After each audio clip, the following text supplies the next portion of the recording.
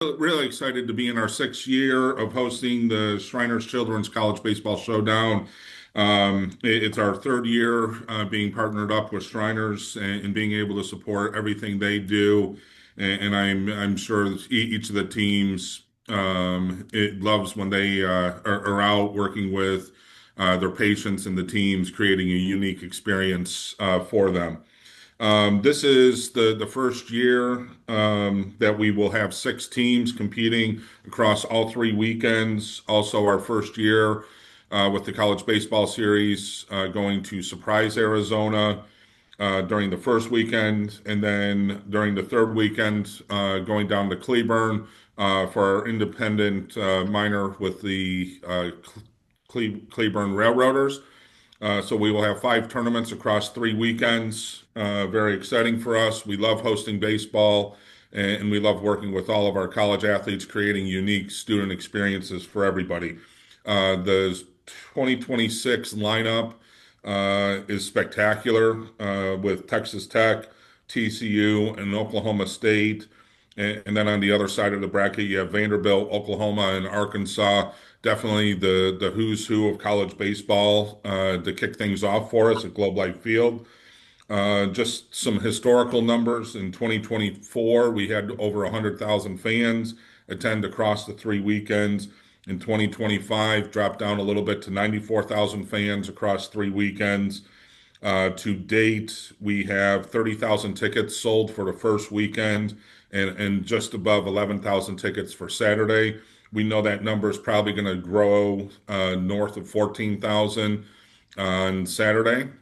And so it's shaping up to be, once again, great baseball at Globe Life Field, kicking off the college season. And we welcome everybody to it and hope everybody has a great time. Thank you. Thanks, Anthony. Dustin? Thank you, Reed. And good morning, everyone. Our healthcare system is thrilled to once again collaborate with REV Entertainment on what we consider to be the nation's premier non-postseason college baseball tournament of the year. And we say that for a variety of reasons, not just because of the on-field talent, the caliber of the programs that participate, not just for the number of fans that come through the gate, as Anthony just touched on, but truly for the mix of those things together in support of a world-class charitable cause. For more than 100 years now, Shriners Children's has provided care to nearly 2 million children from all around the world. And we're so incredibly proud to be able to say that we've carried out that mission regardless of the family's ability to pay. And events like this enable us to do just that. The donor dollars that come in, the support of college baseball fans around the country help position our cause and advance our mission. So we look forward to being back at Globe Life Field next week and introducing all the fans in attendance to six of our honorary team captains. So these are patients from our system that will be traveling in to Arlington for the weekend, paired up with each of the universities.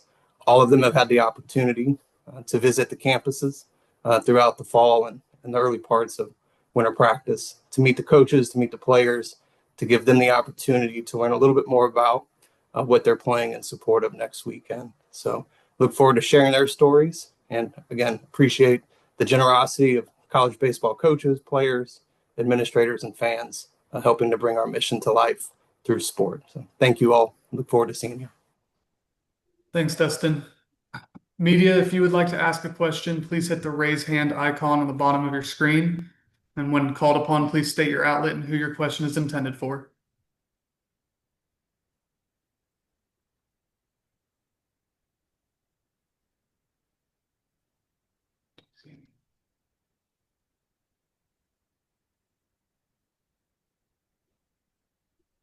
Noah Darling, you got the first question.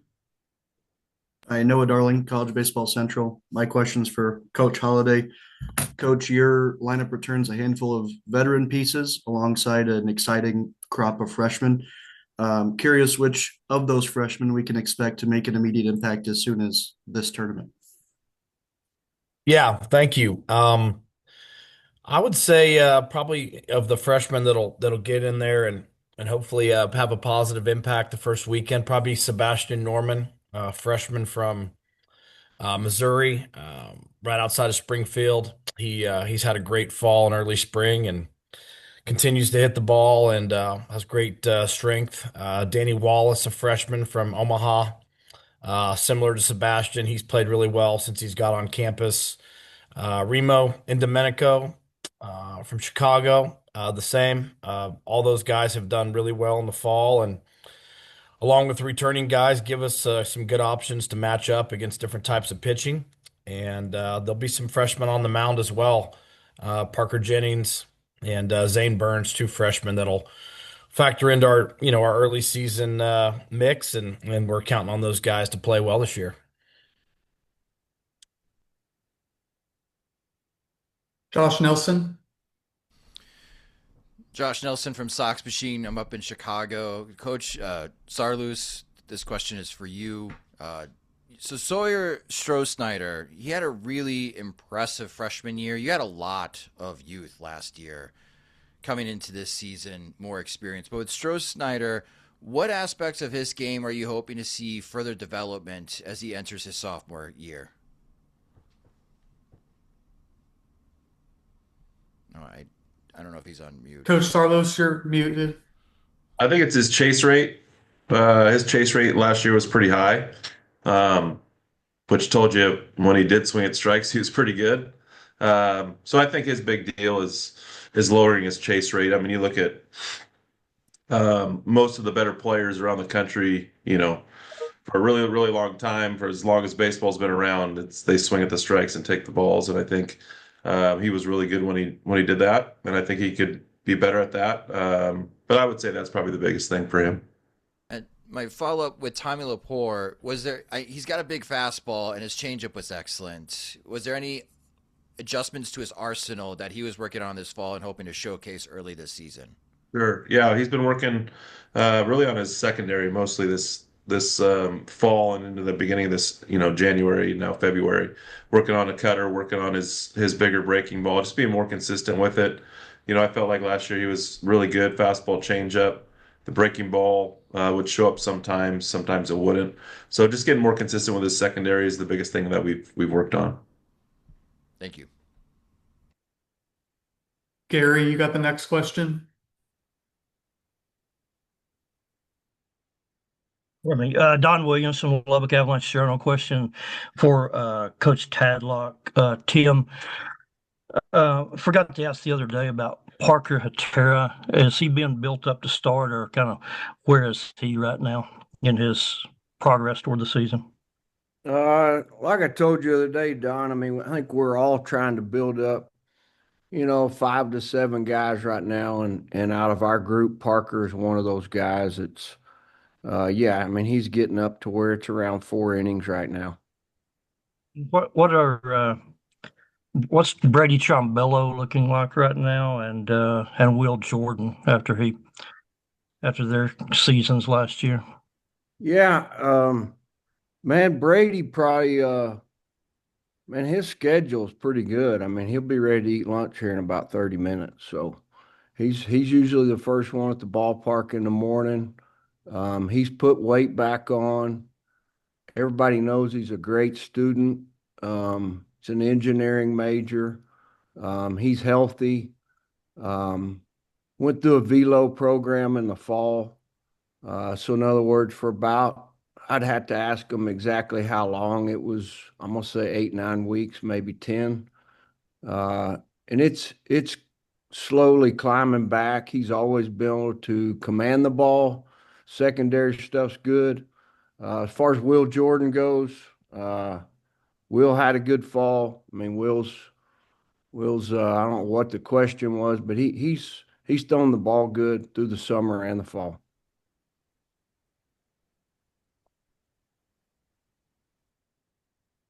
Reminders to Noah, go ahead. Noah Darling, College Baseball Central for Coach Tadlock. Coach, you look around Lubbock right now and you see all the success in other aspects of the athletic department. Men's basketball, football is going to the playoff. What kind of pressure does that create for you to get this program back on track to competing in that Omaha picture when it's not just winning games, but now there's revenue sharing on the line as well? Yeah, I mean, we got to go. My wife and I got to go to the basketball game last night. It was a nail biter, and you didn't mention softball. I mean, I tell you, I mean, they've put together a lineup over there kind of that we all envy. That I mean, they've got 5 or 6 girls in there that are some of the better players in the country. And yeah, really fun watching our football team compete through the year. Just mentioned basketball. Our women's basketball team's having one of the better years they've had in a while. And I mean, we all pull for Krista. Krista and I were around here around the same time, long time ago as students. And it's been really fun to see her get it going. She added a 7-footer. I don't know if you saw that. She hadn't played yet, but man, I don't even know how to quantify that. 7-foot girl playing basketball, right? And so as far as pressure goes, I mean, I think our pressure is I mean, we make the effort for our guys to be their best every day, no matter what's going around us. Yeah, our team, obviously, I think all that can do is help you because it's expectations around the campus and, as far as winning goes and, as far as pressure goes, I mean, I think you feel pressure when you're not prepared. And I mean, I don't think we've ever not felt prepared. It's things happen. You just got to go out and play each day and compete the best you can.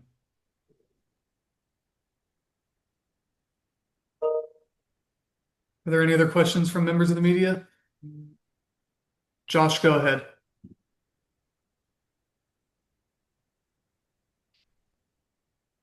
Coach Holiday, Colin Ritchie, remembering his awesome performance in Athens last year during regionals, was that a sign of things to come and raising his expectations for 2026?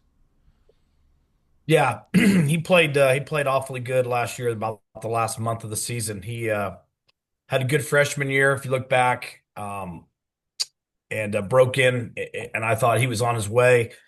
He was missed the first month last year with some back stiffness, so we played without him early in the year, and then kind of took him, I don't know, 15, 20 games there once he got back. He didn't have the benefit of any at-bats in January or February, so he was getting his at-bats to start a conference play, and by the time he found his rhythm, his last 20 games were really, really good, and I don't know what he finished with, 13, 14 homers, whatever it was, but he's a strong kid.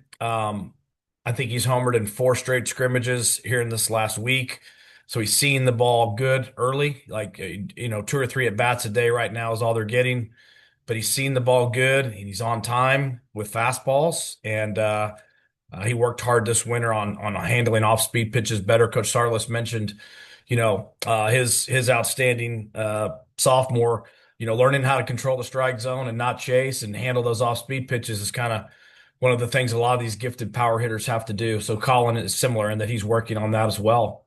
And I think he's gonna have a great year. He seems to be in a good headspace and stays healthy. He's a very good player. Don, go ahead.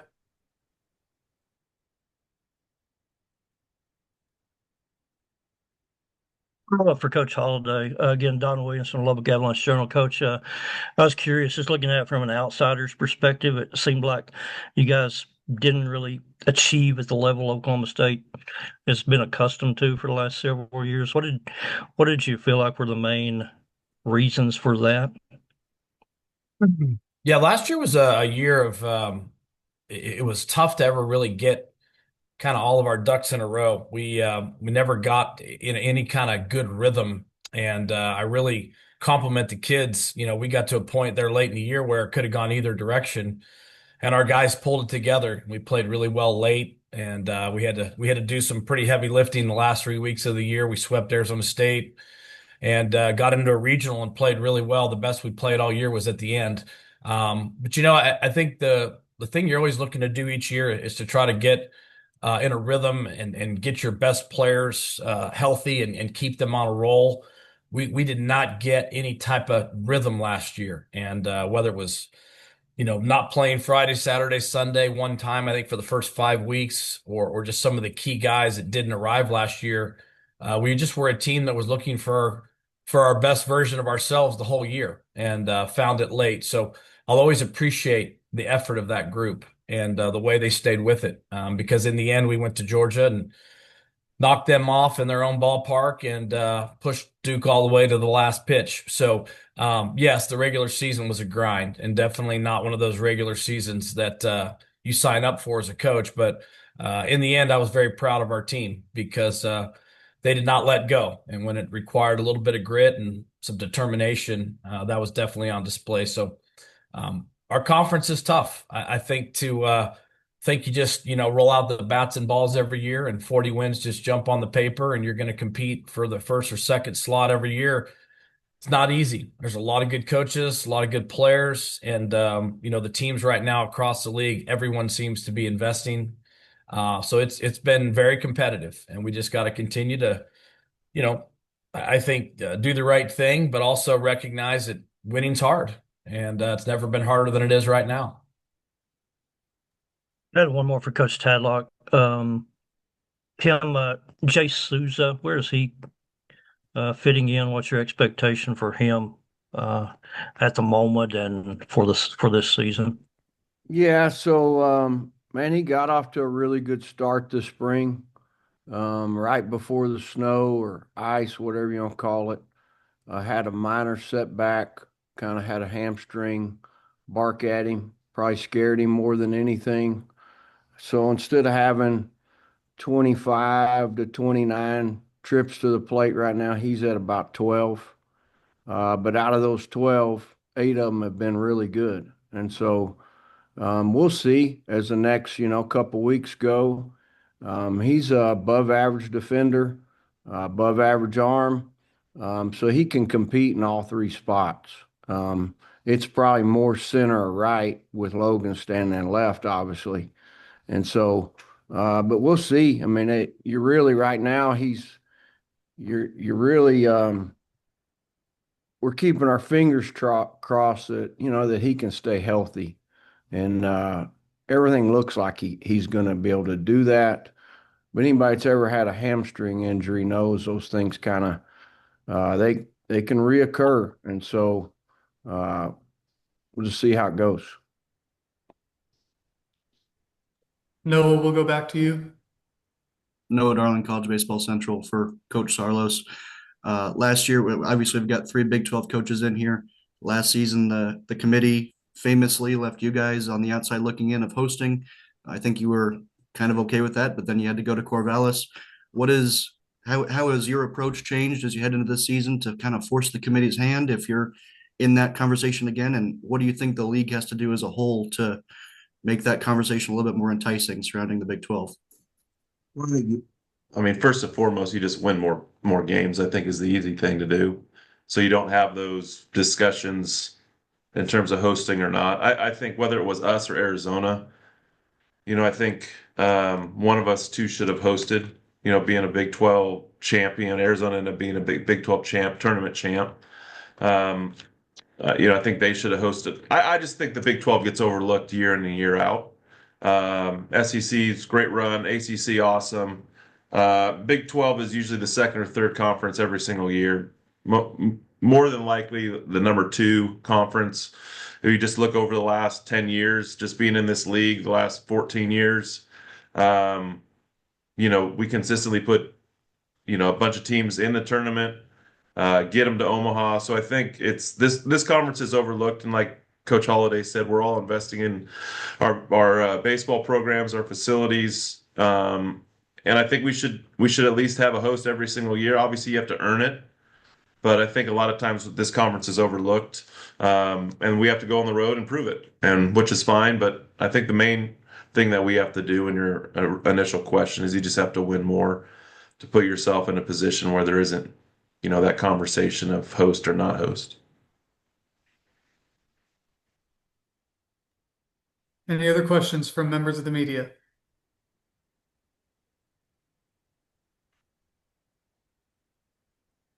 All right, I'm not seeing any.